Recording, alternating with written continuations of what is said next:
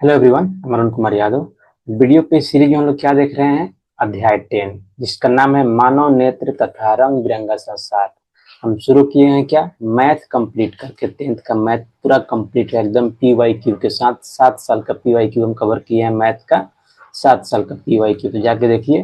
और हम साइंस शुरू किए हैं, तो साइंस में हम क्या कवर किए? चैप्टर 9, प्रकाश का परावर्तन एवं अपवर्तन। चैप्टर 9 कंप्लीट खत्म है, एकदम डिटेल में पढ़ाते हैं। चैप्टर 10 में हम क्या किए हैं? चैप्टर 10 में पिछले वीडियो में हम पढ़ाए हैं आई के बारे में। आई में क्या क्या पार्ट होते हैं, कौन कौन से पार्ट होते हैं, कैसे हम किसी वस्तु को देखते हैं, रेटिना क्या होता है, कॉर्निया क्या होता है, आईलिड क्या होता है, आई लेंस क्या होता है, इन सब के बारे में हम डिटेल में जाने। उसके साथ में जाने कि मेरे आईज में कौन कौन सा प्रॉब्लम होता है, यानी दृष्टि दोष क्या क्या होता है। जैसे निकट दृष्टि दोष, दूर दृष्टि दोष, रतौंधिया क्या होता है, नाइट ब्लाइंडनेस क्या होता है, कलर ब्लाइंडनेस क्या होता है, जरा दूरदृष्टि क्या होता है। इन सब के बारे में डिटेल में हम लोग जाने। मतलब जितना आपके सिलेबस में है उससे थोड़ा ज़्यादा ही बताया गया है, क्योंकि ये रियल लाइफ एग्जाम्पल है सारी चीज़ें, तो इसके बारे में अध्ययन हमको करना चाहिए। तो अब इस वीडियो में क्या करने वाले हैं? हम इस वीडियो में शुरू कर रहे हैं हम आपके लिए प्रिज्म, जो कि नेक्स्ट टॉपिक है आई खत्म होने के बाद। तो आइए हम प्रिज्म को एक बार पढ़ते हैं। प्रिज्म होता क्या है? तो प्रिज्म इसी आकृति का है जो देख रहे हैं ना, यही प्रिज्म है। ये क्या होता है? कांच या जनरली शीशा का बना होता है, यानी कांच का बना होता है। ये प्लास्टिक का भी बना हो सकता है, लेकिन जो लेबोरेटरी वगैरह में देखिएगा क्या चीज का बना होता है, ये भारी होता है। हम इसको इंजीनियरिंग कॉलेज में लेबोरेटरी में ही था। ऐसे हम भी तो 11th 12th या 10th जो होता है बिहार बोर्ड से किए हुए हैं। तो BSc बोर्ड में है, इस तरह का फैसिलिटी नहीं होता है कि आप प्रिज्म को देखें, आपको लेबोरेटरी हो, फिर आप इससे क्वालिटी को अध्ययन करें। तो ये कॉलेज में जब जाइएगा, अच्छा किसी कॉलेज में, तो खासकर साइंस आप लेते हैं तो इंजीनियरिंग बैकग्राउंड में जाते हैं तो आपको इसी देखने को मिलेगा। लेबोरेटरी में आप चीज को आप देख पाएंगे अच्छे से कि कैसे प्रकार एक श्वेत लाइट आता है और इस 7 रंगों में चेंज हो जाता है, बदल जाता है। आइए पहले जानते हैं प्रिज्म क्या होता है। प्रिज्म पारदर्शी पदार्थ जैसे कांच या प्लास्टिक से बना ऐसा ज्यामितीय आकार है जिसकी 2 तिरछे सतहें होती है। देख रहे हैं तिरछा है, ऐसा और ऐसा। और ये जो क्या एंगल बन रहा है इसी को बोलते हैं ए, यानी प्रिज्म एंगल के नाम से जाना जाता है। तो हर प्रिज्म का एक एंगल होता है, जितना ज्यादा उसका एंगल होगा वो उतना प्रकाश को अधिक क्या करेगा, अधिक अपवर्तित करेगा, यानी डिस्पर्सन उसमें लाइट का उतना ज्यादा होगा। देखिए तिरछे सतह होती है, जब प्रकाश प्रिज्म से गुजरता है तो वह अपना रास्ता बदलता है। क्यों? अपवर्तन होता है, जब मीडियम चेंज होगा तो अपवर्तन होगा, तो अपना रास्ता बदलता है और रंगों में विभाजित हो जाता है, और 7 रंगों में विभाजित हो जाता है। इसे प्रकाश का अपवर्तन और विखंडन का उपकरण माना जाता है, यानी प्रकाश के अपवर्तन और विखंडन के कारण ही होता है। देखिए हम समझाते हैं आपको डिटेल में। तो होता क्या है इसमें? तो एक व्हाइट लाइट है, कौन सा है? सफेद किरण है, सफेद किरण है। और एक प्रिज्म है, क्या है? प्रिज्म है। प्रिज्म हर तरह का हो सकता है। क्या देखे आप यहाँ, देखे एक ट्रेंगल है इस साइड में, और इस साइड भी ट्रेंगल होगा, नीचे भी, ठीक है। दोनों साइड ट्रेंगल हो गया। और इस साइड देखिए क्या आयताकार पार्ट है, इस साइड में क्या है, इस साइड आयताकार पार्ट है। तो जरूरी नहीं कि आपका जो प्रिज्म होगा अब हमेशा इसी शेप का होगा, इस सिलिंड्रिकल शेप का हो सकता है, चारों तरफ से हो सके कि क्या है, चारों तरफ से ही इसमें त्रिभुज ही है, तो ऐसे भी हो सकता है। तो इसका जो ऊपर वाला पार्ट होता है क्या होता है, यहाँ पे जो एंगल बनता है उसको क्या बोलते हैं? उसी को प्रिज्म एंगल बोलते हैं, ठीक है। तो देखिए सफेद प्रकाश घुसा तो यहाँ पे मीडियम चेंज होगा, तो क्या होगा, अपवर्तन होगा। तो यहाँ पे क्या हो जाएगा, इसको जाना चाहिए सीधा, लेकिन ये क्या होगा, ये हल्का मुड़ जाएगा, यानी अभिलंब की ओर मुड़ जाएगा, ठीक है। देखिए तो क्या हुआ, अब फिर इस सतह पे आएगा, तो फिर इस सतह पे हवा आ रहा है इधर, तो क्या फिर यहाँ पे अपवर्तन होगा, तो फिर यहाँ से ही मुड़ जाएगा। देख रहे हैं 2 बार मुड़ा, एक बार यहाँ मुड़ा, यहाँ ट्रेवल किया, फिर यहाँ पे मुड़ गया। तो यहाँ से जो निकलता है इस 7 कलर में चेंज हो जाता है, जिसको विबजियोर बोलते हैं। इसको क्या बोलते हैं? स्पेक्ट्रम के नाम से भी जाना जाता है। तो स्पेक्ट्रम कितने कलर का होता है? 7 कलर का होता है। क्या होता है? विब यदि विबजियोर नहीं जानते हैं तो याद कर विबजियोर, यानी बैगनी, Indigo, blue, green, yellow, orange और रेड। तो ऐसे कलर में ये बदल जाता है। तो यही प्रिज्म का क्वालिटी होता है। वो क्या करता है, एक इसका मतलब ये भी हुआ कि जो व्हाइट लाइट होता है, जो सूर्य से जो किरण आता है या जो बल्ब से जो किरण आता है, इसमें जो होता है 7 कलर का ये कॉम्बिनेशन होता है। तो जो उजला जो होता है, सफेद रंग का जो प्रकाश होता है, उसमें 7 रंगों का मिश्रण होता है। कौन कौन सा, विबजियोर। कैसे मालूम किए, एक प्रिज्म द्वारा एक्सपेरिमेंट करके। ठीक है, आइए जानते हैं इस बारे में डिटेल में थोड़ा। प्रिज्म की विशेषताएं क्या होनी चाहिए, देखिए। समांतर त्रिकोणीय आकार का होता है, जैसे हम बताएं आपको ऐसे। यहाँ क्या हो गया, इसी को बोलते हैं प्रिज्म एंगल। क्या होता है, तो यहाँ से प्रकाश में ऐसे घुसेगा तो ऐसे जाएगा और फिर ऐसे निकल जाएगा।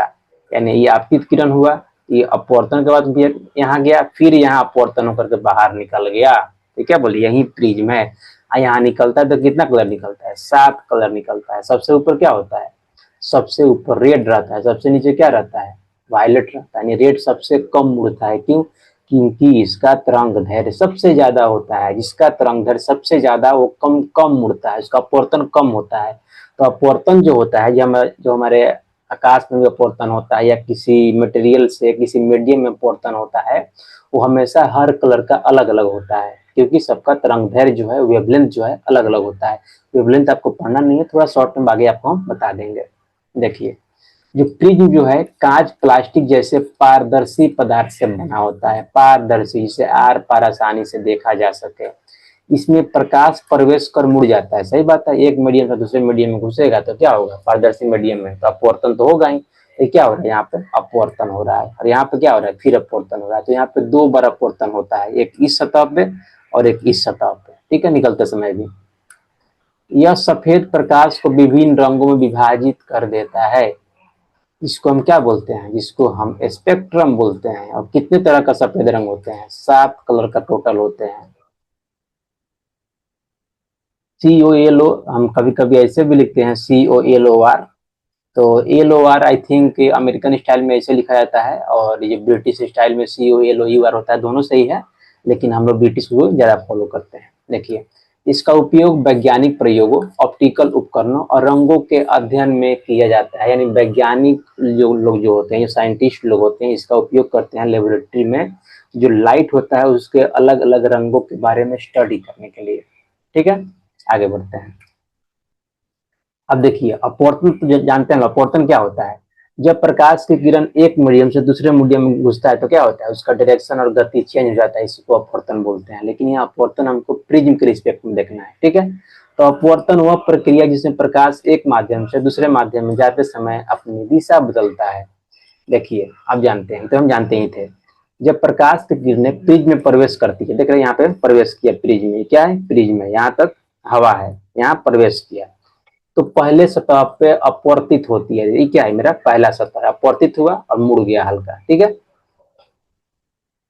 अंदर चलती है और दूसरी सतह पर, यानी अंदर यहाँ पे चल रही है, यहां तक आई, दूसरी सतह पर, क्यों, क्योंकि फिर हवा आ रहा है, तो दूसरी सतह पे फिर अपवर्तित होकर बाहर निकलती है। देख रहे हैं, फिर अपवर्तित होकर बाहर निकल गई। आज जो बाहर निकलेगी ना, ये 7 कलर के साथ निकलती है। तो इसी तरह से अपवर्तन होता है, किस तरह से, प्रिज्म में। अब थोड़ा ध्यान दिए, बोल रहे हैं कि यहाँ तक किरण ऊपर निकल रहा है, हाँ तो बिल्कुल, यदि किरण यदि इस एंगल से आता तो कैसे होता है, ये ऐसे मूव करता है, और फिर कैसे निकलता है, फिर ऐसे निकलता है, ऐसे घुसता है, ऐसे अंदर ट्रेवल करता है, फिर ऐसे 7 कलरों में बिखर जाता है। देख रहे हैं, तो ये किरण अपनी ओर मुड़ता है, तो इधर किरण है तो इसी के ओर मुड़ेगा, ये फिर इसी की ओर मुड़ेगा। ठीक है, तो एंगल पर डिपेंड करता है कि किस तरह से आप स्वेट लाइट को ले रहे हैं। तो कोई ऐसे भी ले रहा है तो उसका कैसे होगा, विखंडन ऐसे होगा। ये भी चीज आपको ध्यान में रखना है। ठीक है, अब प्रिज्म द्वारा अपवर्तन कैसे होता है, जब प्रकाश की, जो बताए थे वही यहाँ पे लिखा हुआ है, जब प्रकाश किरणें प्रिज्म की एक सतह में प्रवेश करती है, तो जब प्रकाश पहली सतह पर अपवर्तित होकर अंदर की ओर मुड़ जाती है, बात सही है, प्रिज्म के अंदर चलने के दौरान यह दूसरी सतह तक पहुंचती है। सही बात है, दूसरी सतह से बाहर निकलते समय फिर अपवर्तित होकर दिशा बदलती है। परिणाम स्वरूप प्रकाश की किरणें मुड़ जाती है और रंगों में विभाजित हो जाती है। रंगों में विभाजित क्यों होती है? बोलिएगा कि एक यदि हम शीशा डायरेक्टली रखते हैं यहाँ पे, मान लीजिए शीशा है, मेरा कांच है, तो यहाँ से प्रकाश घुसा, यहाँ से निकला, तो यहाँ 7 भाग में क्यों नहीं बदलता है? क्या है? मेरा व्हाइट लाइट है, यानी सफेद सफेद किरण है, सफेद प्रकाश है। तो यहाँ जो बदला, तो यहाँ हमको व्हाइट ही क्यों दिखाई देता है? तो ध्यान दीजिएगा, क्यों? क्योंकि यहाँ पे बहुत कम अपवर्तन होता है, देख रहे हैं ना, बहुत कम अपवर्तन हुआ। इसी कारण क्या होता है, इसी के कारण सातों जो इसमें कलर होते हैं अलग अलग अपवर्तन तो हुआ, लेकिन ये इतना कम अपवर्तन हुआ कि सातों क्या एक ही साथ दिखाई देते हैं। लेकिन यहाँ भी सातों कलर क्या होता है, अलग अलग अपवर्तन होता है। लेकिन यहाँ ध्यान दीजिए, देखिए यहाँ से मुड़ा इतना, अब देखिए कितना मुड़ गया, देख रहे हैं? इसका एंगल देखिए तो कितना मुड़ा है, इतना मुड़ा है, लगभग क्या लग रहा है, 90 डिग्री लग रहा है। तो इतना डिग्री मुड़ने के बाद ही क्या होता है, सारा कलर अलग अलग क्या होता है, दिखने लगता है। ये 2 बार यहाँ पे अपवर्तन होता है, तब हमको दिखाई देता है। अब ऐसा नहीं है, यहाँ जो अपवर्तन हुआ है यहाँ पे 7 कलर में नहीं, यहाँ भी 7 कलर में ही यहाँ पे डेविएट हुआ है लोग, लेकिन दिखाई इसलिए नहीं दे रहा है क्योंकि यहाँ पे मेरा जो अपवर्तन है बहुत कम है, बहुत कम एंगल से हो रहा है। लेकिन फिर जो दोबारा होता है यहाँ पे दिखाई देने लगता है। लेबोरेटरी में साफ साफ दिखाई देता है, एकदम देखिएगा, हम देखे हुए हैं। तो ऐसा नहीं है कि आप प्रिज्म खरीद कर लाए रख दिए ऐसे, आप फिर देख रहे हैं कि क्यों नहीं है 7 कलर में अपवर्तन हो रहा है यहाँ पे, तो वैसे नहीं होता है। इसमें होता है कि रूम पूरा अंधेरा होना चाहिए, एक कंटेनर होना चाहिए ब्लॉक एकदम ब्लैक का, और उसमें एक जगह पे आप प्रिज्म रखेंगे और एक जगह से लाइट सोर्स से उस पर लाइट देंगे एकदम लेजर की तरह, ठीक है? फिर अब देखिए कि उस साइड एक पर्दा पे दिखाई देगा आपको 7 कलर, ठीक है? तो ये तरीका होता है। ऐसे डायरेक्टली आप प्रिज्म ला दी, जो प्रिज्म दिखाए थे आपको, आप ला दिए और उसमें देखिए कि उजाला में कहीं नहीं दिखाई दे रहा है, तो इसे आपको दिखाई नहीं देगा आपको उसमें, क्योंकि उसमें चारों तरफ से कलर पड़ रहा है। मानिए इसका कलर यहाँ से भी आए, इस साइड से भी आए, इस साइड से भी आए, इस साइड से भी आए, इस साइड से भी आए, फिर क्या हो जाएगा, फिर स्कैटर हो जाएगा। मतलब देख, कभी रेड दिखेगा, ब्लू दिखेगा, लेकिन इसमें 7 पैटर्न आपको स्पेक्ट्रम नहीं दिखाई देगा। नेक्स्ट में चलते हैं, अब जान लेते हैं कि होता क्या है। देखिए एक प्रिज्म है, एबीसी क्या है, प्रिज्म है, तो ये क्या हो जाए, प्रिज्म एंगल होगा। हम जानते हैं इसे क्या बोलते हैं, प्रिज्म कोण बोलते हैं, ठीक है? अब देखिए ये क्या है, आपतित किरण है। आपतित किरण कहाँ, ई पर पड़ा, ई क्या है, सतह है, इसका ए बी क्या है, सतह है। यहाँ से अपवर्तन होगा, अपवर्तन होकर यहाँ तक गया, फिर एफ बिंदु पे क्या हो जाए, इस जो एसी सतह है वहां पे फिर अपवर्तन होगा, फिर ऐसे निकल गया, ठीक है? अब ध्यान दीजिए, इसमें 2 कोण बहुत इंपॉर्टेंट होता है। पहला निर्गत कोण, तो दूसरा जो सतह है जो एफ है, इस पर एक लंब खींचिए, ठीक है? लंब के साथ जो निर्गत जो किरण है, इसके साथ जो एंगल बनता है, इसी को बोलते हैं निर्गत कोण। अब देखिए दूसरा होता है क्या, डिस्पर्सन एंगल, इसको बोलते हैं हम क्या, विचलन कोण। विचलन कोण क्या होता है, पहला कोण जो गया और लास्ट में जो कोण निकला है, पहला पहला जो किरण गया और ऐसे गया और फिर ऐसे गया है, ऐसे ही हुआ है ना, तो इसमें और इसमें जो एंगल बनता है उसी को क्या बोलते हैं, उसी को विचलन कोण बोलते हैं। यानी इसको ऐसे बढ़ा दीजिए, ऐसे, और इसको ऐसे बढ़ा दीजिए, तो दोनों के बीच में जो एंगल बनेगा इसी को बोलते हैं डी, यानी विचलन कोण। यानी पहला पहला जो किरण जो है कितना एंगल से डेविएट हुआ, कितना एंगल से मुड़ा एट लास्ट, यानी प्रिज्म से निकलते निकलते, उसी कोण को क्या बोलते हैं, उसी कोण को बोलते हैं विचलन कोण। ये मान लीजिए ये मेरा आपतित किरण है, लास्ट में निकला क्या, एक किरण निकल गया ई, तो कितना मुड़ा ई, तो यही एंगल मुड़ा ना, इसी को डी बोलते हैं, समझ गया? इसको बोलते हैं क्या, विचलन कोण। तो आपको बता दिए क्या होता है, निर्गत कोण क्या होता है, विचलन कोण क्या होता है, बता दिए। देख रहे हैं ये मेरा आपतित एंगल है, क्या है, आपतित कोण है, आपतित किरण है। तो यहाँ से आया, इसको हम बढ़ा दिए, यहाँ से यहाँ तक हम इसको बढ़ा दिए। फिर जो निर्गत जो प्रकाश के किरण है, इसको भी हम पीछे तक बढ़ा दिए, तो इससे जो एंगल बना इसी को क्या बोलते हैं, इसी को डी बोलते हैं। यानी क्या बोलते हैं इसको, इसी को बोलते हैं विचलन कोण। अब देखिए पीई, पीई आपतित किरण है, ऑब्वियस आपतित किरण है। अब देखिए ई एफ, ई एफ ये क्या है, अपवर्तित किरण है, अपवर्तित है, ठीक है? ई एफ जो यहाँ से प्रिज्म के जो अंदर में जो दिख रहा है किरण, क्या है, अपवर्तित किरण है। एफ एस निर्गत किरण है, एफ से लेकर एस तक, ई पॉइंट से लेकर ई वाला किरण है, निर्गत किरण है, ऑब्वियस है। देखिए फिर क्या है, आपतन कोण। तो जहां पे जो पहला सतह पे जो लंब खींचेंगे उसके बीच में जो किरण के बीच में जो एंगल बनेगा उसी को बोलते हैं ना आपतन कोण। निर्गत कोण क्या होगा, इसी लंब के बीच में जो पहला जो एंगल बनेगा आर, उसी को क्या बोलते हैं, उसी को बोलते हैं अपवर्तन कोण। ठीक है, अब देखिए निर्गत कोण समझ गए, सब समझ गए, प्रिज्म कोण तो आपको हम बता ही दिए। तो इतना ही चीज है, आइए इस पर ड्रॉ करके हम आपको बता देते हैं। तो इसको प्रिज्म समझ लिए, त्रिभुज नहीं क्या है, प्रिज्म है।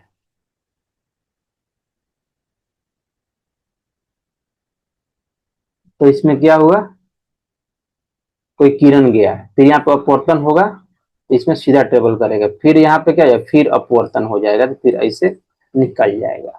तो यहाँ पे क्या करेंगे, लंब खींचेंगे इस पॉइंट पे, ठीक है, और इस पॉइंट पे भी एक लंब खींचेंगे, इस पॉइंट पे।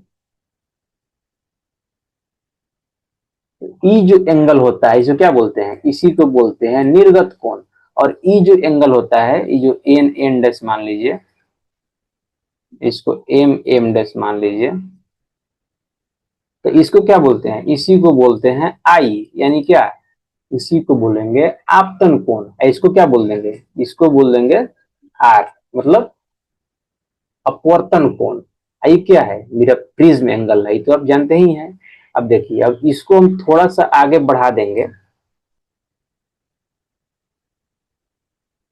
और इसको आगे बढ़ा देंगे, तो क्या बन जाएगा, ई बन जाएगा मेरा डी, यानी क्या बोलते हैं विचलन कोण। यानी जो आपतित किरण है, निर्गत किरण है, दोनों के बीच में एंगल को क्या बोलते हैं, विचलन कोण बोलते हैं। तो इतना ही चीज आपको जानना है, पहला निर्गत कोण, दूसरा विचलन कोण, फिर प्रिज्म एंगल। और आपतित किरण, अपवर्तित किरण, निर्गत किरण तो आप जान ही रहे हैं, क्या है मेरा आपतित किरण है, ये क्या है मेरा अपवर्तित किरण है, और ये क्या है निर्गत किरण है। जो प्रिज्म से बाहर निकल रहा है निर्गत किरण, जो प्रिज्म के सबसे पहले जो सरफेस को टच कर रहा है वो आपतित किरण, और जो प्रिज्म के अंदर है, इसको क्या बोलेंगे, उसी को बोल रहा है अपवर्तित किरण। ठीक है, तो प्रिज्म में यही तीन चार चीज होता है, आपको ख्याल रखना है। खैर इस पर कोई क्वेश्चन आपको नहीं पूछा जाता है, जस्ट इसका परिभाषा पूछेगा, लेकिन इस पर एंगल भी बनते हैं, इस पर क्वेश्चन भी बनते हैं। देखिए, अब उसी का परिभाषा यहाँ पे लिख दी है। प्रिज्म कोण क्या होता है, प्रिज्म का वह कोण जो उसकी दो तिरछी सतहों के बीच बनता है उसे प्रिज्म कोण कहते हैं। इसे आमतौर पर ए से दर्शाया जाता है। क्या है, ये प्रिज्म है। तो ये वाला क्या हो जाएगा, इसी को बोल रहा है प्रिज्म कोण। यह प्रिज्म की ज्यामिति से तय होता है, जितना अधिक प्रिज्म कोण प्रकाश उतना अधिक मुड़ता है। ठीक है, जिस इसका मान प्रिज्म की संरचना पर निर्भर करता है, ऑब्वियसली प्रिज्म कैसे बना रहे हैं उसी पर निर्भर करेगा, इसको हम लोग बदल नहीं सकते हैं। जैसे देखिए दूसरा क्या है, दूसरा है निर्गत कोण, इसको बोलते हैं एंगल ऑफ इमर्जेंस।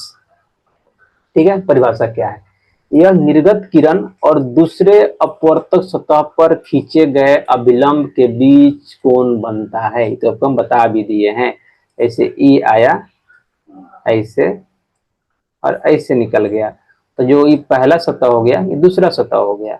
तो पहला सतह पे हम अभिलंब खींचेंगे, ठीक है, एंड लंब खींचेंगे, जो इसके बीच जो एंगल बनता है वही क्या है, निर्गत कोण है। यह कोण है जिस पर प्रकाश की किरण प्रिज्म से बाहर निकलती है। सही बात है। अब तीसरा मोस्ट इंपॉर्टेंट, विचलन कोण। विचलन कोण यानी एंगल ऑफ डेविएशन, कितना एंगल से वो डेविएट हो रहा है। प्रवेश करने वाली किरण, किसमें, प्रिज्म में प्रवेश करने वाली किरण और बाहर निकलने वाली किरणों के बीच बने कोण को विचलन कोण कहते हैं। यहाँ लिख दे रहे हैं प्रवेश करने वाली, नहीं तो यहाँ छूट गया है हमको लग रहा है। प्रिज्म में, प्रिज्म में प्रवेश करने वाली किरण और बाहर निकलने वाली किरण के बीच बने कोण को विचलन कोण कहते हैं। इसे आमतौर पर डेल्टा है, लेकिन हम यहाँ पे क्या करते हैं, डी से रिप्रेजेंट कर रहे हैं। यह बताता है कि प्रकाश अपनी मूल दिशा से कितना मुड़ा है। बात सही है। ये मेरा क्या हो गया, प्रिज्म हो गया। तो यहाँ से मेरा क्या है, आपतित किरण हुआ, ये क्या हो गया, अपवर्तित किरण हुआ, और ये क्या हो गया मेरा निर्गत किरण हो जाएगा। तो ये जो आपतित किरण है इसके बीच में और निर्गत किरण के बीच में, निर्गत किरण कौन सा है, ये है मेरा, जो बीच में जो एंगल बनता है उसी को क्या बोलते हैं, उसी को बोलते हैं विचलन कोण। तो आपको बता ही दिया है, जितना अधिक विचलन उतना अधिक प्रकाश का मुड़ना। बात सही है, जितना अधिक एंगल होगा मतलब प्रकाश उतना ही मुड़ा है। मतलब मेरा ऐसे लाइट गया अब मान लेते हैं कि ऐसे मुड़ा है, तो ये क्या हो गया मेरा, यही विचलन कोण है, मतलब ज्यादा क्या है, ज्यादा मुड़ा है मेरा प्रकाश, जो मेरा किरण है।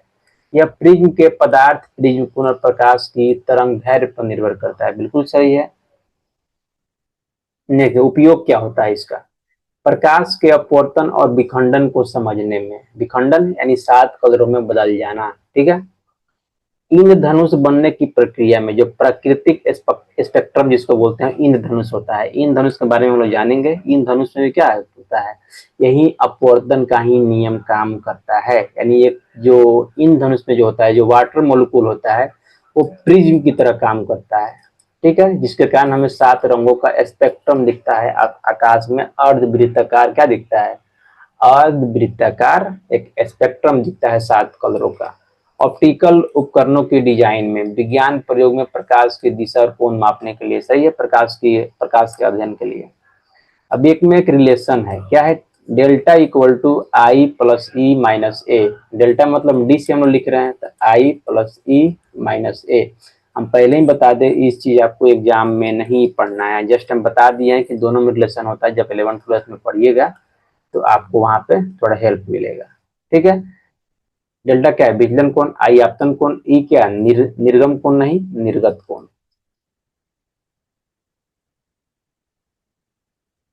ये क्या है, प्रिज्म कोण। इस सूत्र से हम जान सकते हैं कि प्रकाश कितनी मात्रा में मुड़ जाता है। यानी मेरा आपतित किरण मालूम है, निर्गत कोण मालूम है, आपतित कोण मालूम है, निर्गत कोण मालूम है, प्रिज्म कोण मालूम है, तो हम विचलन कोण निकाल सकते हैं, ठीक है। यह प्रिज्म के प्रयोगों में महत्वपूर्ण होता है, सही बात है। अब देखिए, प्रिज्म द्वारा प्रकाश का विक्षेपण यानी dispersion of light by prism. तो विक्षेपण वही प्रक्रिया है क्या, इससे लाइट घुसा, व्हाइट कलर घुसा और 7 रंगों में निकल गया, यही क्या है विक्षेपण इसको बोलते हैं। एक क्या है, साइंटिफिक टर्म है, या कह सकते हैं साइंस की भाषा में एक टर्म है, जिसकी परिभाषा आपको मालूम होना चाहिए, एग्जाम में पूछ जाता है कभी कभी।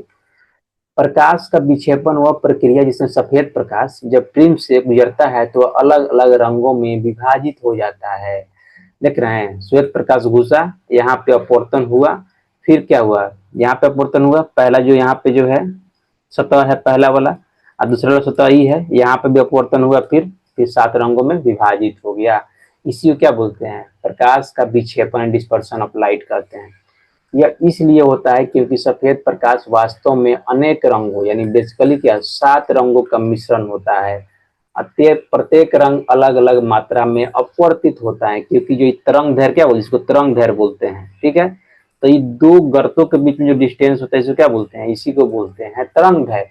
तो तरंग दैर्ध्य जितना अधिक होगा वो कम मुड़ता है। तो ये मान लीजिए रेड का है मेरा, तो वायलेट का क्या होगा, तो मेरा वायलेट का और कम हो जाएगा, ऐसे होगा। यानी तरंग दैर्ध्य इनका बहुत कम है, ये क्या है लेमडा, यानी बहुत कम है किसका, वायलेट का। तो वायलेट मेरा सबसे अधिक मुड़ा है, यहाँ पे देख लीजिए, देख रहे हैं वायलेट, फिर क्या है इंडिगो, फिर क्या है ब्लू, फिर है ग्रीन, फिर है येलो, फिर है ऑरेंज, फिर है रेड। इसी क्या बोलते हैं, विबजियोर से याद रखिएगा, 7 रंगों का पैटर्न होता है विबजियोर। सबसे कम रेड मुड़ता है, फिर इसी तरह बढ़ते बढ़ते सबसे ज्यादा कौन मुड़ता है, वायलेट मुड़ता है, ठीक है। तो इसको बोलते हैं स्पेक्ट्रम, स्पेक्ट्रम ऑफ लाइट। हाँ ध्यान दीजिएगा, जब आप लेबोरेटरी में देखिए सब कलर अलग अलग दिखाई नहीं देता है, जस्ट आपको एज्यूम करना होगा कि ऊपर रेड है, आपको दिखाई देगा रेड, और धीरे धीरे कलर ऑरेंज में कन्वर्ट होता है, फिर धीरे धीरे येलो में कन्वर्ट होता है, फिर धीरे धीरे ग्रीन में, फिर धीरे धीरे ब्लू में, फिर इंडिगो में, फिर वायलेट तक कम ही दिखाई देगा, इतना समझ जाइए। क्योंकि वायलेट जो होता है और जो इंडिगो होता है, ये प्रकाश की जो मात्रा है उसमें सबसे कम होता है, लेकिन ब्लू और ग्रीन और रेड सबसे ज्यादा होता है। तो जो इंडिगो जो होता है वो क्या होता है, इंडिगो यानी जामुनी कलर, वायलेट यानी बैगनी कलर, ये जो कलर हैं बहुत कम होते हैं किसमें, प्रकाश के श्वेत श्वेत लाइट में। व्हाइट लाइट जो होता है, व्हाइट सनलाइट जो होता है उसमें बहुत कम होते हैं, इसीलिए ये हमको थोड़ा सा कम दिखाई देंगे, मतलब आप फील कर सकते हैं। सबसे अधिक पैटर्न किसका होता है, रेड का होता है, ये थोड़ा मोटा दिखाई देगा एकदम। देखिए, सफेद प्रकाश और रंगों में संबंध, सफेद प्रकाश मुख्य 7 रंगों के होते हैं, आपको बता दिए। बैगनी देखिए, ये तो होता है विबजियोर, जिसको इंग्लिश में बोलते हैं, इसको आपको याद रखना है, बहुत इंपॉर्टेंट है। दूसरा क्या होता है, हिंदी में होता है बैजा नी पिनाला, बैजा नी पीनाला, ये हम भी 10th में पढ़े हुए थे, शायद पढ़ाए हुए थे मेरे। देखिए इसमें क्या होता है, भी से जो जो यहाँ वायलेट का जो पहला लेटर है बी हो गया, ई से इंडिगो, बी से ब्लू, जी से ग्रीन, वाई से येलो, ओ से ऑरेंज, आर से रेड। सिमिलरली यहाँ बै से बैगनी, जा से जामुनी, नी से नीला, पी से पीला, ना से नारंगी, ला से लाल, बैजानी पिनाला। तो इसको याद रखिए, बहुत जरूरी चीज है। अलग अलग तरंग दैर्घ्य की वेवलेंथ होती है। तरंग दैर्घ्य जितनी छोटी होगी प्रकाश उतना अधिक मुड़ेगा। तो याद रखिएगा, मैं भी आपको बता दे रहे हैं, जो विबजियोर जो होता है,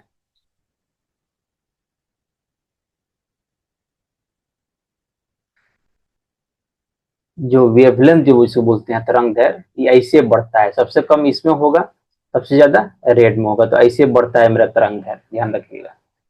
बैगनी रंग सबसे अधिक और लाल रंग सबसे कम अपवर्तित होता है। क्यों? क्योंकि बैगनी का जो होता है लेमडा यानी तरंग दैर्घ्य सबसे कम होता है और लाल का सबसे ज्यादा होता है। विक्षेपण की प्रक्रिया, सफेद रंग प्रकाश की पहली सतह पर आपतित होती है, बता भी दिए हैं आपको, जस्ट लिखे हैं। प्रिज्म में प्रवेश करते समय अपवर्तित होकर अंदर मुड़ जाती है। प्रिज्म के अंदर विभिन्न रंगों अलग अलग कोनों से अपवर्तित होने लगती है।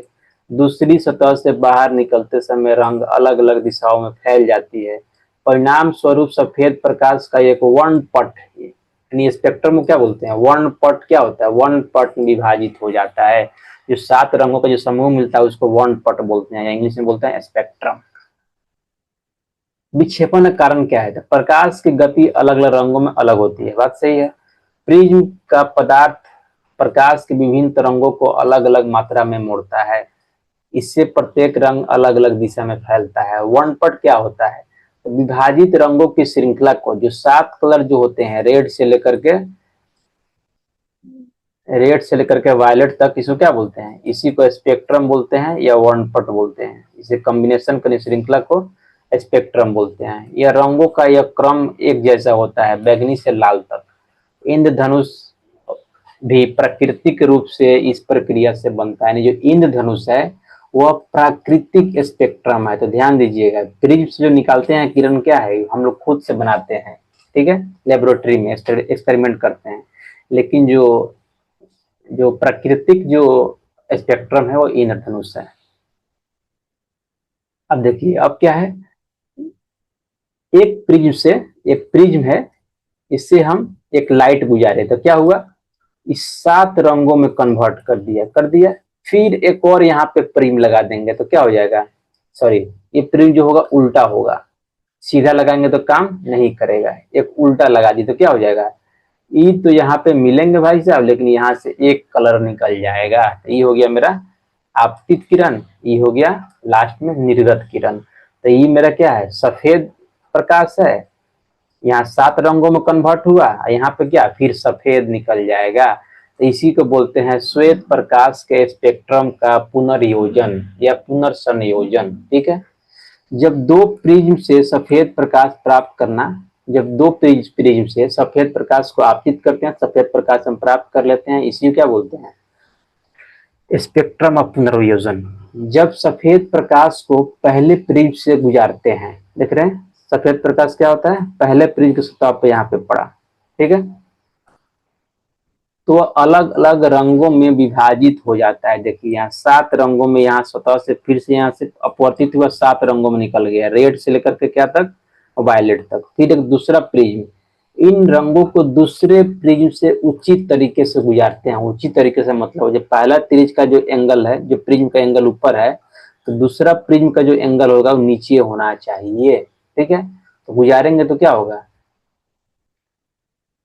तो पुनः मिलकर सफेद प्रकाश में बदल जाता है। तो जो 7 कलर जो है, रेड और रेड से लेकर वायलेट तक, ये मिलके फिर श्वेत प्रकाश एक बना देते हैं। ये पर्दा पे हमको मिलता है। इन्हें वर्णों का पुनर्योजन या पुनर्संयोजन या पुनर्योजन कहते हैं। रिकम्बिनेशन ऑफ कलर्स कहा जाता है, ठीक है, रिकम्बिनेशन ऑफ कलर्स, समझ गए। तो 2 प्रिज्म लीजिए, एक प्रिज्म लीजिए जिसका एंगल ऊपर हो, प्रिज्म एंगल, एक प्रिज्म लीजिए जिसका एंगल कितना हो, नीचे हो।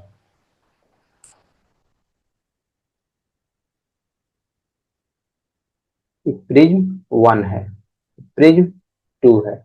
इसे प्रकाश घुसेगा तो क्या होगा, ऑब्वियस है कि 7 कलरों में यहाँ से बदलने की कोशिश करेगा, फिर यहाँ से घुसेगा, फिर यहाँ से अपवर्तित होगा, तो निकले तो क्या निकलेगा, एक कलर में निकल जाएगा। एक कलर में घुसा, एक कलर में निकल गया, श्वेत में घुसा, श्वेत में निकल गया। इसी को क्या बोलते हैं, इसी को बोलते हैं पुनर्योजन ऑफ स्पेक्ट्रम में, श्वेत लाइट का पुनर्योजन। प्रक्रिया स्टेप बाय स्टेप बता दिए आपको, फिर भी यहाँ पे लिख दिए हम। पहला प्रिज्म, सफेद प्रकाश इसमें प्रवेश करता है, प्रकाश विभिन्न रंगों में विभाजित हो जाता है, बैगनी से लाल तक, बात सही है।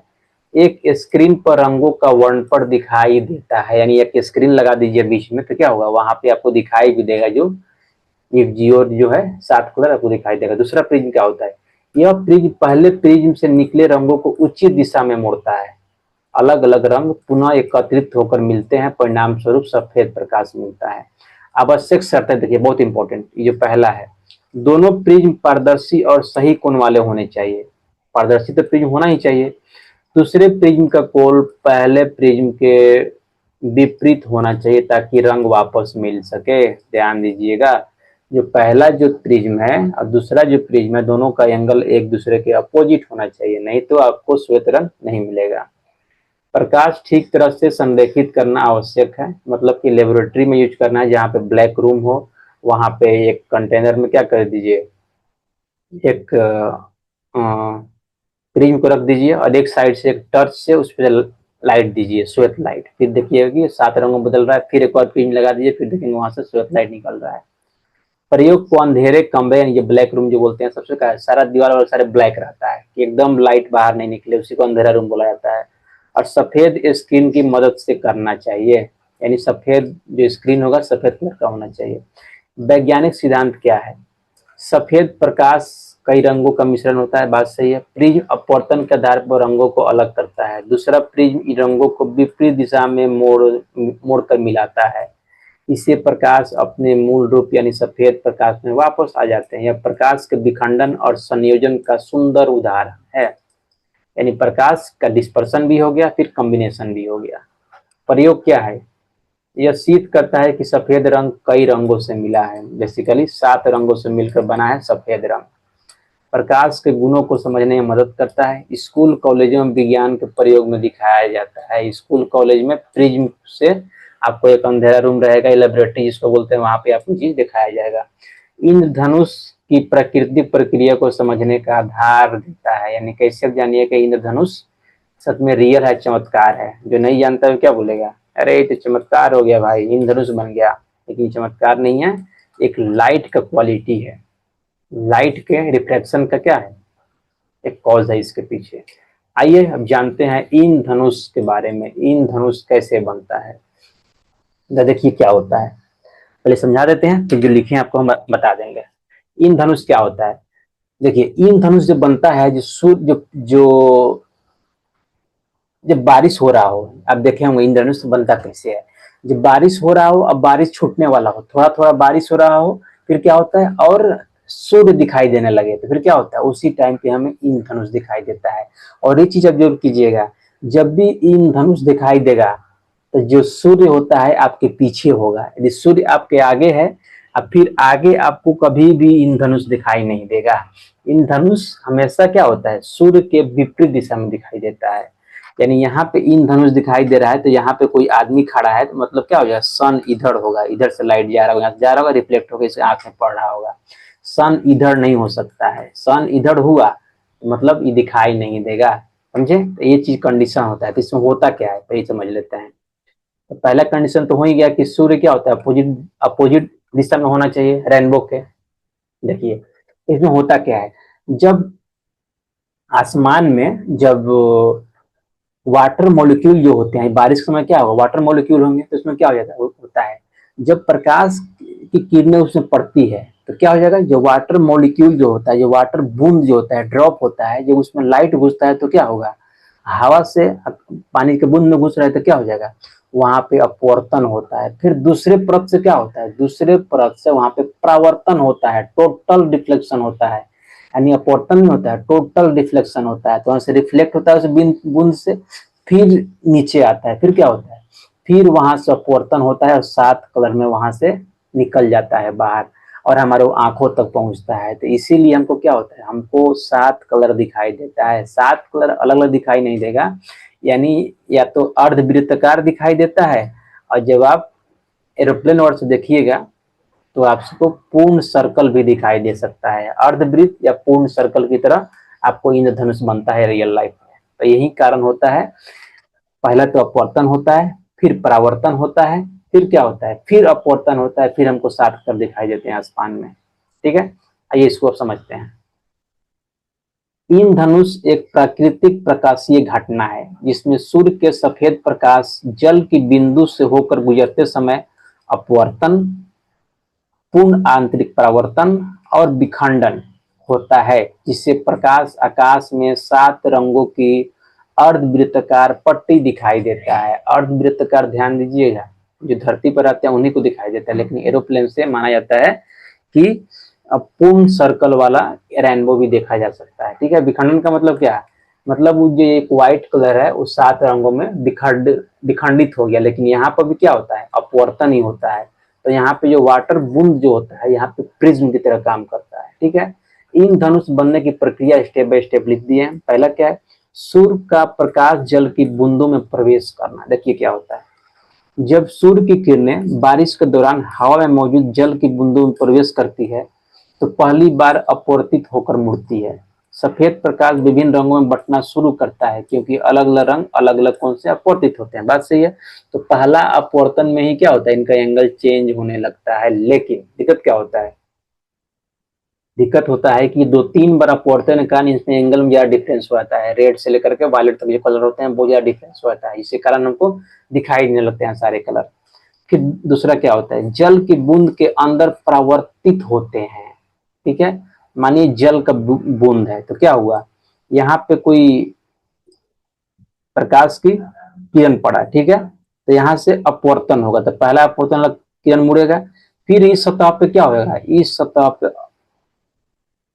सॉरी यहाँ पे अपवर्तन होता है, यहाँ पे परावर्तन हो जाता है। इस सतह पे क्या हो गया, यहाँ पे तो यही लिखा है, जल की बूंदे अंदर परावर्तित होती हैं, टोटल रिफ्लेक्शन के नाम से भी जाना जाता है, टोटल इंटरनल रिफ्लेक्शन। ठीक है, तो यहाँ पे क्या हो गया, यहाँ पे अपवर्तित हुआ, यहाँ पे परावर्तित हो गया। फिर देखिए, अंदर जाकर प्रकाश की बूंदे पिछली सतह से टकराता है और पूर्ण आंतरिक परावर्तन होकर वापस मुड़ जाता है। यहाँ पे क्या हुआ, यहाँ बी पे क्या हो रहा है, बी पॉइंट पे, और ए पे क्या हो रहा है, यहाँ ए पे अपवर्तन हुआ, बी पे हुआ टोटल इंटरनल रिफ्लेक्शन। यह प्रक्रिया प्रकाश को और मोड़ देती है, देखना पूरा मोड़ दिया एकदम। फिर देखिए क्या होता है तीसरा में, बूंद से बाहर निकलते समय पुनः अपवर्तित होती, यानी पुनः ये अपवर्तित होगी। फिर क्या होगा, इस 7 रंगों में यहाँ बदल के निकलती है। ठीक है, रेड से लेकर के वायलेट तक। जब प्रकाश दूसरी बार बूंद की सतह से बाहर निकलती है तो फिर अपवर्तित होकर अलग अलग रंगों में फैल जाती है। परिणाम स्वरूप हमें आकाश में रंगों की एक अर्धवृत्ताकार पट्टी दिखाई देता है जिसे इंद्रधनुष कहते हैं। समझ गए, तो उम्मीद करते हैं कि आप समझ गए होंगे। यहाँ पे तो यहाँ पे कोई आदमी जो खड़ा है तो क्या होगा, उसे इंद्रधनुष दिखाई देता है, बहुत सुंदर लगता है। देखिए यहाँ पे हम समझाए हुए प्रकाश के बूंद, देख रहे हैं प्रकाश से किरण घुसा है, यहाँ पे अपवर्तन हुआ है, ए पे क्या हुआ, अपवर्तन हुआ है, बी पे क्या हुआ, बी पे हुआ है टोटल इंटरनल रिफ्लेक्शन यानी पूर्ण आंतरिक परावर्तन। सी पे क्या हुआ है, सी पर फिर यहाँ पे क्या हुआ है, सी पे फिर यहाँ पे अपवर्तन हुआ है, और 7 कलर यहाँ पे आपको मिल जाएगा, रेड से लेकर के वायलेट तक, यानी इंद्रधनुष बन रहा है। देखिए इंद्रधनुष बनने की आवश्यक शर्त है, सूर्य की रोशनी होनी चाहिए, यानी जब सूर्य नहीं रहेगा तो बनेगा ही नहीं। तो इंद्रधनुष तभी बनता है जब एकदम सूर्य निकला हुआ आपके एरिया में, या और बारिश भी हो रहा हो। बारिश या हवा में जल की बूंदे मौजूद होनी चाहिए, सूर्य पीठ की ओर और सामने बारिश हो। इसका मतलब क्या हुआ, सूर्य आपका यहाँ कोई आदमी को दिख रहा है, इंद्रधनुष कोई आदमी है यहाँ पे, इसको इंद्रधनुष दिख रहा है, इसका मतलब क्या है, सूर्य जो है मेरा यहाँ है, यानी जस्ट आदमी के पीछे है एकदम, यहाँ से सूर्य का किरण निकल रहा है और घुस रहा है। समझे, यदि सूर्य इधर रहता तो आपको दिखाई नहीं देता, क्यों, क्योंकि रिफ्लेक्ट करके इधर निकल जाएगा, फिर तो किसको दिखाई देगा, जो यहाँ पे आदमी खड़ा रहेगा उसको दिखाई देगा। दर्शक की आंख उचित कोण पर हो, बात सही है, जल की बूंदे प्रकाश को अपवर्तित परावर्तित कर सके। रंगों का क्रम क्या होता है, बैगनी से लेकर के रेड तक, बात सही है। इसे वर्णपट या स्पेक्ट्रम कहते हैं, आपको बता दिए हैं। वैज्ञानिक कारण क्या होता है, सेम ही चीज होगा, प्रकाश का अपवर्तन अलग अलग तरंग दैर्घ्य के कारण होता है, सही बात है। तरंग दैर्घ्य यानी वेवलेंथ जितनी छोटी होगी रंग उतना अधिक मुड़ेगा। पूर्ण आंतरिक प्रवर्तन प्रवर्तन प्रकाश को बूंद के अंदर अधिक समय तक मुड़ता है, समझे। क्योंकि प्रकाश का किरण यहाँ से तो यहाँ आया, यहाँ से यहाँ तक पहुंचा, और फिर यहाँ से डायरेक्ट अपवर्तन हुआ, देख रहे हैं, यहाँ से लेकर यहाँ तक जो लाइट है ट्रेवल कर रहा है बूंद के अंदर, क्या है, बूंद है, इसका बारिश का बूंद है। इससे प्रकाश बाहर निकलते समय रंगों में फैल जाता है। इन धनुष की विशेषताएं क्या है, यह हमेशा सूर्य के विपरीत दिशा में दिखाई देता है। यह अर्धवृत्त या पूर्ण वृत्त के रूप ले सकता है। हवाई जहाज से पूर्ण वृत्त भी देखा जा सकता है, आपको हम बताए हैं। इसके 7 रंग निश्चित क्रम में होते हैं। प्राकृतिक प्रकाशीय घटना यानी प्राकृतिक स्पेक्ट्रम यानी वर्णपट है।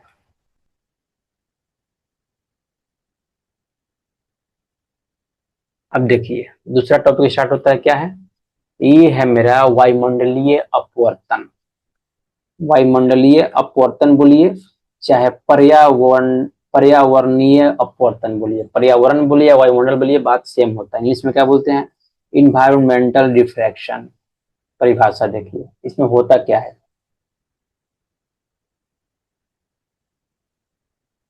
तो जो आपका वायुमंडल है इसमें अलग अलग लेयर पे गैस है, और इसमें क्या है, वाटर मॉलिक्यूल है, धूल कण है, बहुत सारा पोल्यूशन है, इसमें कण अवेलेबल है। तो क्या होता है इसमें, जब प्रकाश की किरणें जो वैक्यूम से जब हमारे जो धरती का जो वायुमंडल है उसमें घुसती है तो क्या होती है, सबसे ऊपर क्या होगा, गैस होता है, नाइट्रोजन होता है।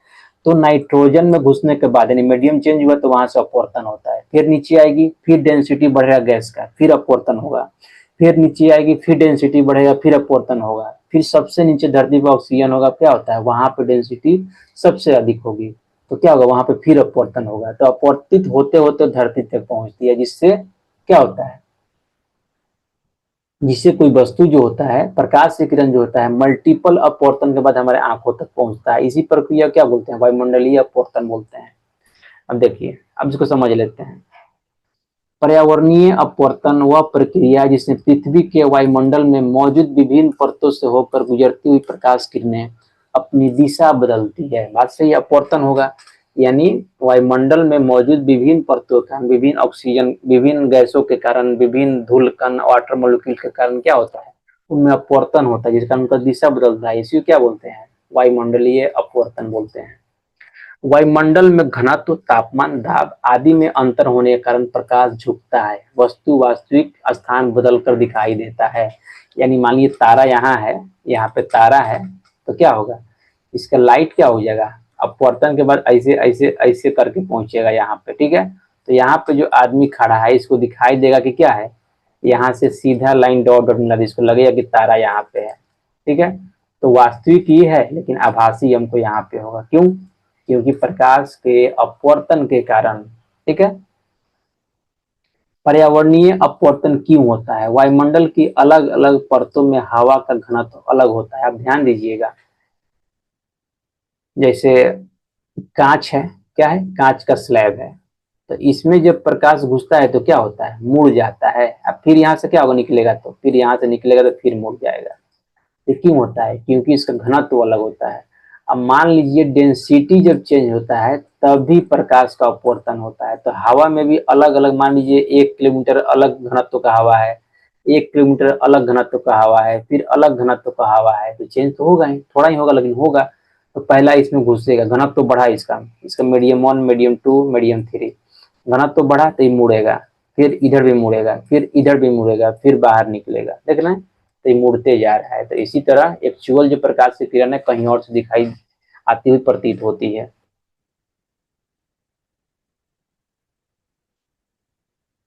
देखिए, तो वायुमंडलीय अपवर्तन के बहुत सारा एग्जाम्पल है।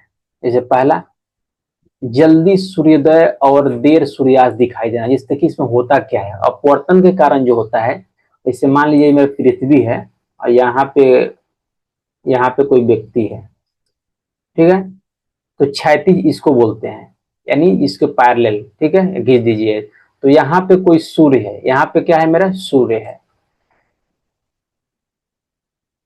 सूर्य है, तो यहाँ से सन निकलेगा और क्या होगा, रिफ्लेक्शन से अपवर्तित होके क्या पहुंच जाएगा, इसके आंख तक पहुंच जाएगा। रिफ्लेक्टिव अपवर्तित होकर कहाँ पहुंच जाएगा, इसके आंख तक पहुंच जाएगा। क्यों, क्योंकि वायुमंडल में बहुत सारे गैस हैं, उसकी डेंसिटी अलग है। तो ये जो है यहाँ से आती हुई प्रतीत होगा, तो लगेगा सूर्य यहाँ पे है। सूर्य एक्चुअली है यहाँ पे, लेकिन सूर्य दिखाई दे रहा है यहाँ पे, आभासी है, लेकिन सूर्य अभी 36 से नीचे है, यानी अभी अंधेरा ही है, अभी रात ही है, फिर भी हमें क्या दिखाई दे रहा है, सूर्योदय दिखाई दे रहा है। सूर्यास्त के समय भी वैसे ही होता है। क्या होता है, सूर्य लगता है डूब चुका है, लेकिन सूर्य हमको यहाँ दिखाई देता है। सूर्य डूब चुका है लेकिन दिखाई यहाँ देता है, क्या है, क्षैतिज लाइन इसको बोलते हैं। तो वायुमंडलीय अपवर्तन के कारण ही हमको सूर्योदय और सूर्यास्त दिखाई देता है जल्दी, यानी 2 मिनट तक लगभग होता है। सूर्योदय अभी हुआ नहीं है, लेकिन 2 मिनट पहले हमको सूर्य दिखाई देने लगता है। सूर्यास्त अभी हो चुका है, लेकिन सूर्यास्त होने के 2 मिनट बाद तक हमें सूर्य दिखाई दे रहा है। इसे क्या बोलते हैं, ये पर्यावरणीय अपवर्तन के कारण होता है। ये सारे चीजें समुद्र के किनारे बहुत अच्छे से देखे जा सकते हैं, इस तरह के परिवर्तन। देखिए दूसरा क्या है, मृग तृष्णा, यानी मिराज जिसको बोलते हैं। मृग तृष्णा में क्या होता है, देखिए दूसरा क्या है, मृग तृष्णा है। तो मृग तृष्णा ने मिराज के नाम से जाना था, बहुत इंपॉर्टेंट होता है। इसमें होता क्या है, जनरली रेगिस्तान में देखने को मिलता है या रोडों पर देखने को मिलता है। जो रोड होता है उसमें क्या होता है, जो निचली, जो धरती के सबसे निचली सतह पर जो हवा होती है, क्या होती है, बहुत गर्म हो जाती है, यानी उनका डेंसिटी बहुत कम हो जाता है। ऊपर क्या होता है, ऊपर पे जो हवा होती है इनके अपेक्षा नीचे वाली हवा की अपेक्षा क्या होता है, ठंडा होती है, इनका डेंसिटी ज्यादा होता है। तो क्या होता है, प्रकाश की किरण जब ऊपर से आती है तो ऊपर तो क्या है, डेंसिटी ज्यादा है, जब नीचे घुसती है तो क्या होती है, यहाँ डेंसिटी कम मिलता है। इसी कारण वहां पे अपवर्तन हो जाता है, और अपवर्तित है किरणें डायरेक्टली हमारे आंख तक पहुंचती है। तो उससे क्या होता है, उससे लगता है कि दूर पे पानी है। तो रेगिस्तान में भ्रम पैदा होता है, इसको भ्रम बोलते हैं, वह पानी है नहीं। प्रकाश के अपवर्तन के कारण, यानी वायुमंडलीय अपवर्तन के कारण ये फील होता है, ये भ्रम पैदा होता है कि वहां पे पानी है हमारे आंखों को, लेकिन वहां पानी नहीं होता है। सिमिलरली ये चीज देखा जा सकता है, जल में भी देखा जा सकता है। जल बोल रहे हैं, रोड पे भी देखा जा सकता है कि दूर तक अब हाईवे पे देखिए तो लगेगा वहां हाईवे पानी है, लेकिन वहां पानी होता नहीं है। प्रकाश के अपवर्तन के कारण, क्योंकि नीचे वाले जो वायु है बहुत उनका डेंसिटी कम हो जाता है, इसी कारण अपवर्तन होकर के यहाँ किरणें हमारे आंख तक पहुंचती है और हमको फील होता है कि सामने पानी है। लेकिन रेगिस्तान में कभी भी जाएं आपको लगे दूर तक पानी है, तो वहाँ पानी होता नहीं है, आपको एक भ्रम लगता है। जैसे रोड पर भी अब देखिएगा तो लगेगा वहाँ पानी है, वहां जाइएगा तो फिर लगेगा कि और दूर पानी है, यहाँ पानी हमको और दूर जाना है। तो क्या है वो एक छलावा है, वो एक भ्रम है। ठीक है, तारों का टिमटिमाना, जैसे जैसे हम बताए यहाँ पे तारा है, तो यहाँ पे प्रकाश निकला और अपवर्तित होते होते होते होते यहाँ कोई व्यक्ति है उसके आंख तक पहुंच जाए। ठीक है, और रियल में क्या है, रियल में इसको फील हुआ कि तारा यहाँ है। ठीक है, यहाँ है, फील होगा, तो लगेगा तारा दिखाई यहाँ देगा, लेकिन है यहाँ पे। इसमें होता क्या है, देखिए तारों का टिमटिमाना में क्या होता है, सारे जो यहाँ पे किरण है बहुत कम मात्रा में आती है, बूंद जैसे आती है, एक एक लाइन आती है।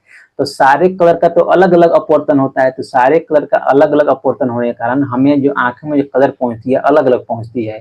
तो कोई अधिक अपवर्तित होकर पहुंचता है, कोई कम अपवर्तित होकर पहुंचता है। तो इससे क्या होता है, इससे लगता है कि तारे के कभी लगता है कि यहाँ है, कभी लगता है यहाँ है। तो यहाँ यहाँ यहाँ यहाँ तारे दिखाई देते हैं, तो लगता है टिमटिमा रहे हैं। तारे अपने जगह चेंज नहीं करते हैं, वो टिमटिमाते हुए लगते हैं, क्योंकि जो हमारे आंखों तक जो प्रकाश पहुंच रही है वो अलग अलग अपवर्तित किरणें पहुंच रही है, अलग अलग तरंग दैर्घ्य, जिसके कारण हमको तारे टिमटिमाते हुए दिखाई देते हैं। और इनका वास्तविक पोजीशन भी अलग होता है। कभी कभी तो यह भी माना जाता है कुछ तारे हैं जो करोड़ों अरबों किलोमीटर दूर हैं। ठीक है, तो हो सकता है कि जो तारा हो यहाँ पे हो ही नहीं, लेकिन ये लाइट जो है वर्षों बाद हमारे आंखों तक पहुंचा है। ठीक है, तो यहाँ पे जो दिख रहा है, जितने तारे के लाइट आपको दिखते हैं, जरूरी नहीं कि वो तारे वहां पे एग्जिस्ट कर रहे हो सकता है कि तारे वो टूट गए हो, खत्म हो गए हो, लाखों करोड़ों साल बाद लाइट हमारे आंख तक पहुंच रहा है और हमको दिखाई दे रहा है कि तारा यहाँ पे है। लेकिन ये तारे हो सकते हैं खत्म हो गए हो, टूट गए हो, ठंडे हो गए हो, या कहीं और चले गए हो, क्योंकि मेरा अर्थ भी करता है रोटेट। तो हो सकता है मेरा अर्थ यहाँ से या हम यहाँ आ गए हो, पहले हम यहाँ थे, फिर भी हमको यहाँ पे तारा दिखाई दे रहा है। यहाँ पे तारा है तो नहीं, तारा तो यहाँ पे है। तो ये भी सारे चीजें होते हैं, इतना आपको नहीं जानना है। इतना समझिए कि तारों का टिमटिमाना क्या होता है, ये प्रकाश के अपवर्तन के कारण होता है, वायुमंडलीय अपवर्तन के कारण होता है। चौथा क्या है, आकाश का नीला दिखाई देना या लाल होना। आकाश का लाल होना तो हम समझेंगे, नीला दिखाई देना आपको बता देते हैं। नीला क्यों दिखाई देता है आकाश? जब प्रकाश की किरणें हमारे वायुमंडल में पहुंचती है तो क्या होती है, बहुत सारे उसमें कण अवेलेबल होते हैं, होते ही हैं, मॉलिक्यूल अवेलेबल होते हैं। तो उसमें जो सबसे कम तरंग दैर्घ्य वाली जो जो कलर होते हैं वो क्या होते हैं, वे अपवर्तित हो जाते हैं। ठीक है, और अपवर्तन से क्या होता है, अपवर्तन से फिर आसमान में चले जाते हैं, ऊपर चले जाते हैं। ठीक है, जिसके कारण हमें आकाश का कण नीला कलर नीला दिखाई देता है। और बाकी कलर क्या होता है, बाकी कलर आसानी से हमारे आंखों तक पहुंच जाते हैं, क्योंकि सबसे ज्यादा अपवर्तन होता है कम वेवलेंथ वाले कलर का। रेड का सबसे अधिक वेवलेंथ होता है। और विबजियोर में देख लीजिए, विबजियोर रेड एकदम कम मुड़ेगा, इसीलिए आसमान हमको रेड दिखाई नहीं देता है। वायलेट सबसे अधिक मुड़ेगा, इंडिगो सबसे अधिक मुड़ेगा, उसके बाद ब्लू मुड़ेगा। तो हमें तो दिखाई देना चाहिए वायलेट, क्योंकि वायलेट का जो वेवलेंथ होता है सबसे कम होता है, पता है ना। तो वायलेट का वेवलेंथ सबसे कम होता है, तुमको वायलेट दिखाई देना चाहिए, यानी यानी जामुनी कलर दिखाई देना चाहिए, नहीं बैगनी कलर दिखाई देना चाहिए, या जामुनी कलर दिखाई देना चाहिए। फिर हमको ब्लू क्यों दिखाई देता है? तो इसका कारण है कि जो मेरा आंखें जो है सेंसिटिव होती है सबसे ज्यादा ब्लू कलर के रिगार्डिंग, यानी ब्लू कलर मेरी आंखें सबसे ज्यादा पहचान सकती है, ब्लू ग्रीन रेड ये सब करने। और वायलेट जो इंडिगो होते हैं इनको मेरी आंखें उतने अच्छे से नहीं ऑब्जर्व कर पाती है, नहीं डिफ्रेंशिएट कर पाती है। ठीक है, इसीलिए हमको ब्लू दिखाई देता है। और दूसरा कारण ये है कि जो व्हाइट जो लाइट होता है, जो सफेद कलर जो होता है, जो सूर्य से आता है, सफेद रंग का जो किरण होता है, उसमें वायलेट और इंडिगो की मात्रा बहुत कम होता है और ब्लू सबसे ज्यादा होता है, यानी ब्लू ज्यादा होता है। तो ये अधिक रिफ्लेक्ट होगा, अधिक किरण होगा तो अधिक रिफ्लेक्ट होगा। तो इंडिगो की मात्रा कम होती है और ब्लू की सबसे ज्यादा होती है, इसीलिए हमको आसमान जो होता है ब्लू दिखाई देता है। मेरा आंख सेंसिटिव है और इसकी जो क्वांटिटी होती है, परसेंटेज होती है, सबसे ज्यादा होती है, इसीलिए आकाश हमको नीला दिखाई देता है। आइए देख लेते हैं, तारों का टिमटिमाना परिभाषा है, बता दिए आपको, जिसमें पढ़ के आपको बता दे रहे हैं। तारों का टिमटिमाना वह प्राकृतिक घटना है जिसमें रात के समय तारे लगातार चमकते और बुझते प्रतीत होते हैं।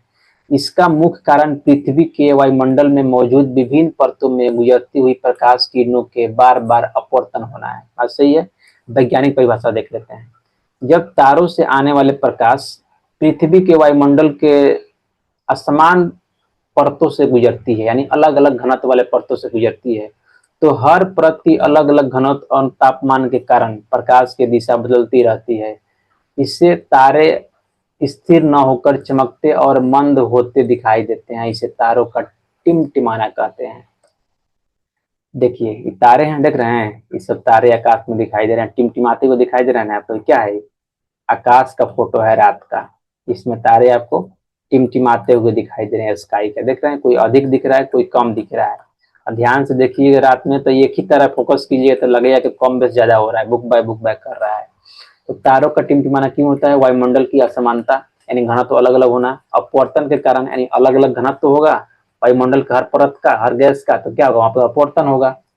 दिशा की अस्थिरता, इसी कारण तारे एक क्षण में चमकते हैं और अगले चमक में मंद पड़ते हैं। इनकी कोई किरण पहले पहुंच गया, कोई किरण बाद में पहुंचा। तारों की दूरी इतना अधिक होती है, बहुत दूर होते हैं तारे, करोड़ों अरबों किलोमीटर में। सूर्य भी हमसे दूर है, लेकिन सूर्य के तुलना में जो ये तारे होते हैं बहुत दूर है। सूर्य कितना किलोमीटर दूर है हमसे? 15 करोड़ किलोमीटर दूर है हमसे सूर्य।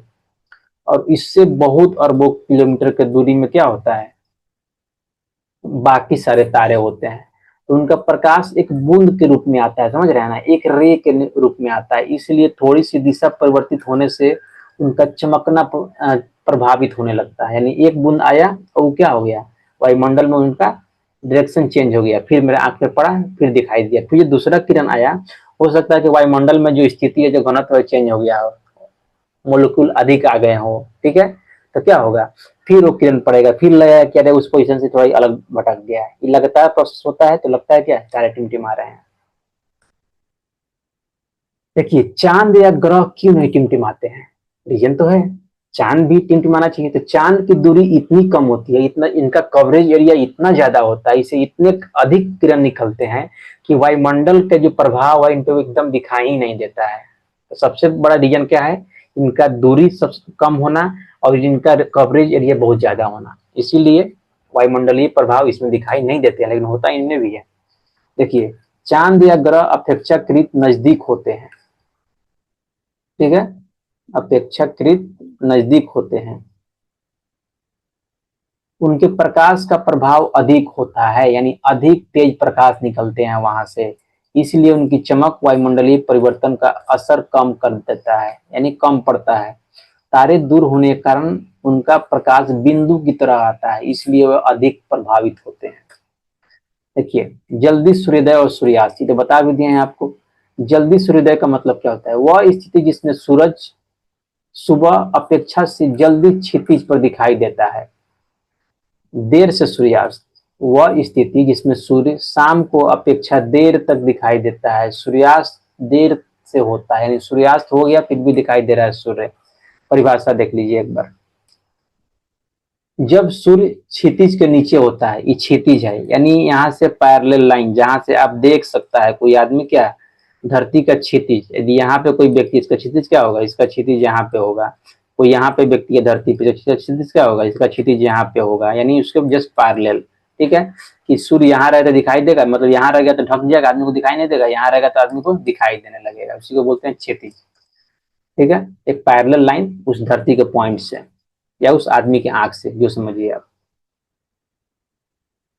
तब भी जब सूर्य क्षितिज के नीचे होता है तब उसकी किरणें पृथ्वी के वायुमंडल में अपवर्तित होकर मुड़ जाती है और हमारी आंख तक पहुंच जाती है। इस वजह से सूर्य वास्तविक समय से पहले दिखाई देता है और वास्तविक समय के बाद भी दिखाई देता है। देख रहे हैं, सूर्य यहाँ से किरण इसका निकला, यहाँ पे मुड़ के यहाँ पे पहुंच गया अपवर्तित होकर के, और यहाँ से पैरेलल लाइन ड्रॉ की तो लगेगा कि सूर्य यहाँ पे है। क्या है, वास्तविक है, आभासी है, ये क्या है, मेरा वास्तविक स्थिति है सूर्य का।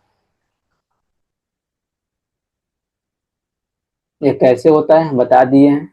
सूर्य किरणों में वायुमंडल में प्रवेश करती है तो क्या होता है, वो अपवर्तित होने लगती है, किरणों का झुकाव होता है, जल्दी सूर्योदय होता है, इसी कारण देर सूर्यास्त होता है। पढ़ लीजिएगा, बता दिए हैं ऑलरेडी। यह प्रभाव कितने टाइम का होता है, यह समान स्थिति में लगभग 2 मिनट पहले उगता है और 2 मिनट बाद अस्त होता है, यानी क्षैतिज के नीचे 2 मिनट पहले ही आपको सूर्य दिखाई देने लगेगा और सूर्यास्त होने के 2 मिनट बाद तक आपको सूर्य दिखाई देगा। ठीक है, यह समय वायुमंडल की स्थिति के अनुसार थोड़ा बदल सकता है, यानी ऊपर नीचे हो सकता है यदि वायुमंडल में चेंजेज हो तो। समुद्र के किनारे या खुले मैदान में यह प्रभाव अधिक स्पष्ट होता है। निष्कर्ष, जल्दी सूर्योदय और देर से सूर्यास्त का मुख्य कारण प्रकाश का अपवर्तन है, ऑब्वियस है। पृथ्वी का वायुमंडल सूर्य की किरणों को मोड़ देता है, जिससे क्षितिज के नीचे होते हुए भी आंख तक पहुंच पाती है। यह प्रभाव प्रकृति में बार बार देखने को मिलता है, प्रकाश के अपवर्तन का सुंदर उदाहरण है, तो इसको याद रखिएगा। मृग तृष्णा क्या आपको बता दिया, फिर भी हम यहाँ पे देख रहे हैं, यहाँ पे ये क्या है, रेगिस्तान है।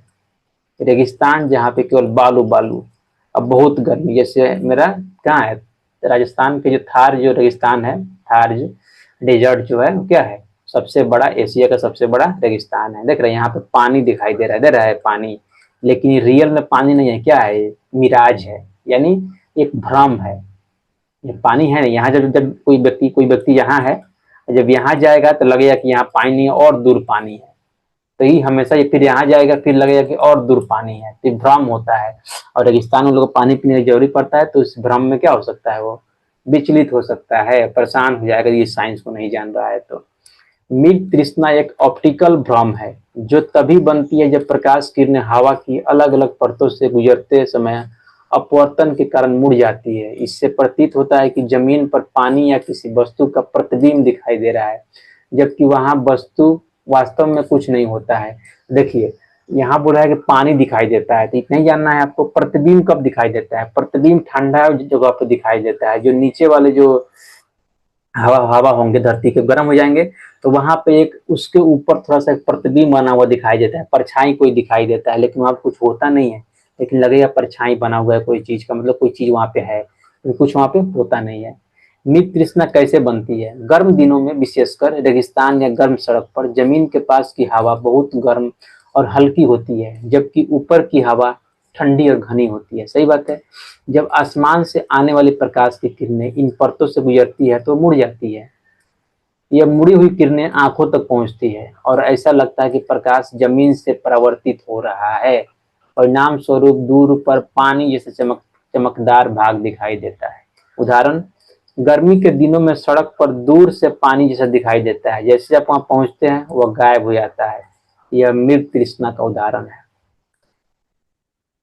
अब देखिए प्रकाश का प्रकीर्णन देख लेते हैं। देखिए प्रकीर्णन क्या होता है? प्रकाश का प्रकीर्णन, प्रकाश जब जैसे आप रूम का जो खिड़की खोलते हैं, आपके रूम में उजाला हो जाता है, क्यों होता है? प्रकाश के प्रकीर्णन के कारण होता है, यानी स्कैटरिंग ऑफ लाइट के कारण होता है। क्यों? क्योंकि जो हमारे वातावरण है, जो हमारा वायुमंडल है, जो उसमें क्या होता है, उसमें वाटर मॉलिक्यूल होते हैं, उसमें छोटे छोटे धूल कण होते हैं। तो उसमें क्या होता है, जब उस पर लाइट पड़ता है तो क्या होता है, वो चारों तरफ, चारों भाग में क्या होता है, चारों तरफ क्या फैल जाता है। तो खिड़की से होते हुए, दरवाजे से होते हुए, रोशनदान से होते हुए आपके रूम में घुस जाता है। फिर क्या लगता है, फिर आपको फील होता है कि आपके रूम में उजाला आ गया, लेकिन डायरेक्टली कोई आपके रूम में लाइट नहीं घुसता है। तो सबसे बड़ा एग्जाम्पल है स्कैटरिंग ऑफ लाइट, यानी प्रकाश का प्रकीर्णन का। वायुमंडल में जो उपस्थित होते हैं जो कण, उससे क्या होता है, उस पर पड़ने के बाद वो बिखर जाते हैं प्रकाश से किरणें और आसपास सारे दिशाओं में फैल जाते हैं। जैसे मान लीजिए कि कण है, कोई बड़ा दिखा रहे हैं, इतना बड़ा कण होता नहीं है, तो यहाँ प्रकाश का किरण पड़ा तो क्या होगा,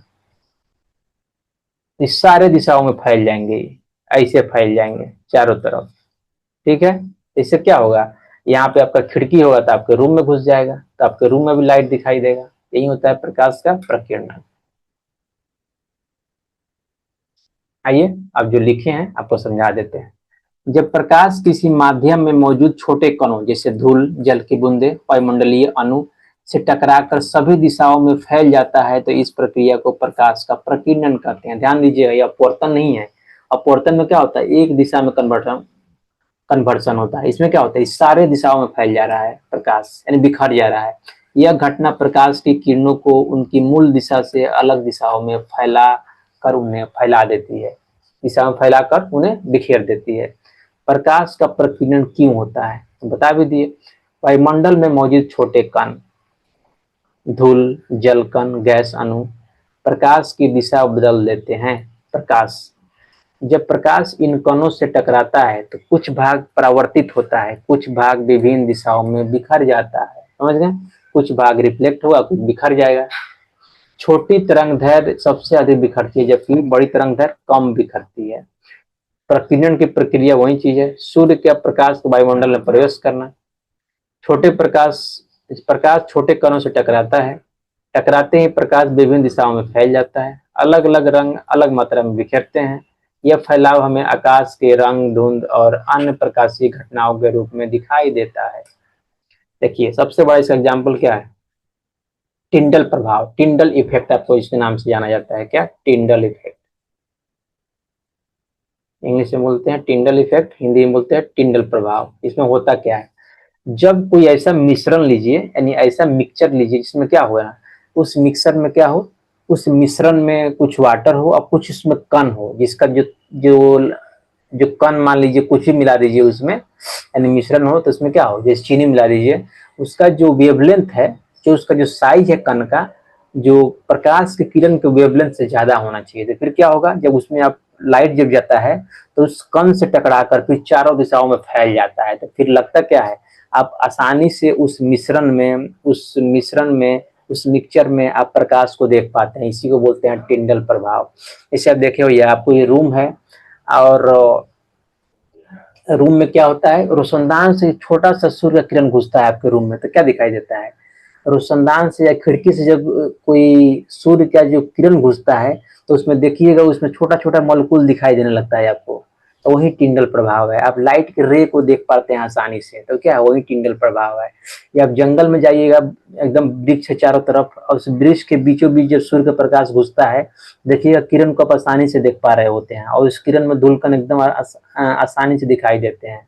तो क्या है, वही टिंडल प्रभाव है। देखिए टिंडल प्रभाव वो घटना है जिसमें प्रकाश किसी कोलाइट या छोटे कण वाले मिश्रण से, कोलाइट मतलब वही होता है जिसमें छोटे कण हो, छोटे कण वाले मिश्रण से गुजरते समय उन कणों द्वारा बिखेर दिया जाता है तो प्रकाश की किरण दिखाई देती है। जब प्रकाश की किरण छोटे छोटे कणों से टकराकर चारों ओर फैल जाती है तो हमें दिखती है। इसे टिंडल प्रभाव प्रभाव कहते हैं। जैसे देखिए ये एक गिलास है जिसमें क्या है, स्वच्छ पानी है, फर्स्ट गिलास में एकदम फ्रेश वाटर है। दूसरा क्या है, ये मिश्रण है जिसमें छोटे छोटे कण है। तो क्या हुआ, यहाँ से हम टर्च लाइट दिए तो यहाँ से देखिए, यहाँ से आसानी से निकल गया, यहाँ आपको कुछ दिखाई नहीं दे रहा, जैसे पहले था अंधेरा वैसे अंधेरा दिखाई दे रहा है, यानी यहाँ पे बिखरा नहीं। जब इसमें घुसा देख रहे हैं चारों तरफ फैल गया, आपको व्हाइट व्हाइट दिखाई दे रहा है, दिखाई दे रहा है ना व्हाइट व्हाइट, मतलब क्या है, मतलब आपको यहाँ पे जो लाइट है वो फैल गया एकदम, आपको लग रहा है कि यही बल्ब है क्या, लग रहा है ना यही बल्ब है, लग रहा है कि यहीं से लाइट आ रहा है, लेकिन लाइट यहाँ से नहीं आ रहा है।